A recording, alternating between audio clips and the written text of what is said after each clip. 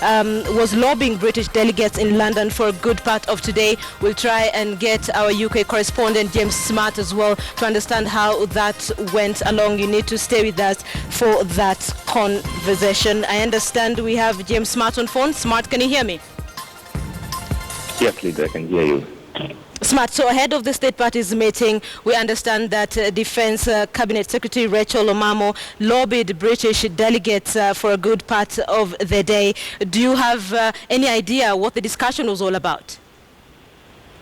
Well, as you correctly stated there, Linda, the Defence Cabinet Secretary Rachel Omamo, together with other top government officials, certainly I can tell you about Dr. Singh, who works as the head legal advisor to the government as well, and other top government officials have spent the last day, yesterday and today, indeed seeking meetings with top British officials in an attempt to lobby them towards supporting the Kenyan government point of view to either stop the Rule 68 applying on Deputy President Ruto's case, or most importantly, altogether to form a formidable sort of opposition to it, to stop Rule 68 altogether from ever applying on the ICC. That has been the conversation today. Certainly it has been closed-door meetings, and we do not have so much details about exactly the content of that discussion and the nature of those discussions. But as we would be aware, that the British have given them a hearing and they've said nothing about whether they're supporting that or not.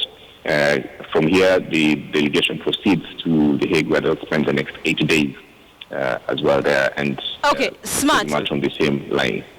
Smart, you've been following this case for a while now, putting in mind that you're in the United Kingdom. What is the British stand with regard to the cases at the ICC and, of course, the lobbying that is now being done? Well, the British have been very firm on their stance on the ICC. They are certainly part of the core team of countries that have provided the backbone for the ICC to operate.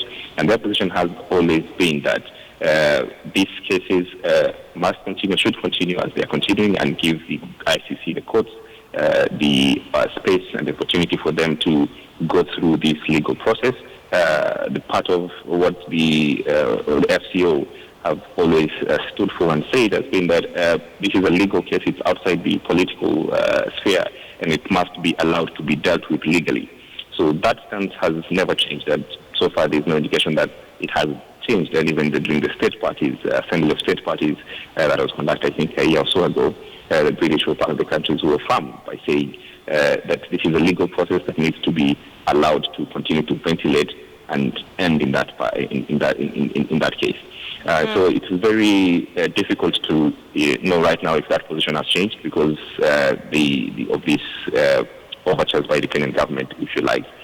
We cannot certainly say that we don't have a statement from them, certainly not the FCO, certainly not the British Prime Minister, and certainly not the British Parliament, saying the position has changed, that they indeed now want either the Assembly of State Parties or the Rule 68 to be changed, or Kenya to receive a special kind of treatment from the ICC. So as it stands, from observers and from the people that I've talked to, and from the British government and the media, the position remains the same.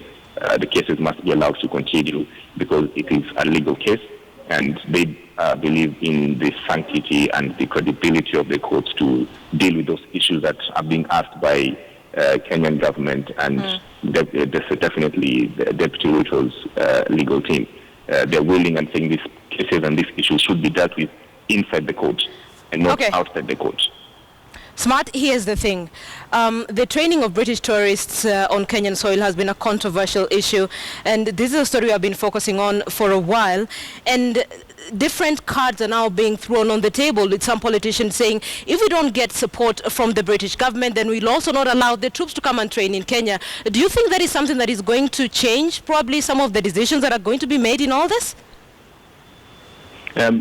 I think we'd have to draw from what happened with President Uhuru Kenyatta's case and the kind of strategy that was employed then. And it appeared to be a multi-pronged approach that the Kenyan government decided they would use the the legal team, including the Attorney General Githu Muigai, sending him to court, sending him to the Assembly of State Parties, and arguing out a legal case, arguing out, the Kenyan point of view from a legal perspective. But as well, the Kenyan delegation as well, that including Ambassador Amina and the rest, including what these had to be the famous story, if you remember, just the first few weeks of the Kenyan government, the Jubilee government getting into office.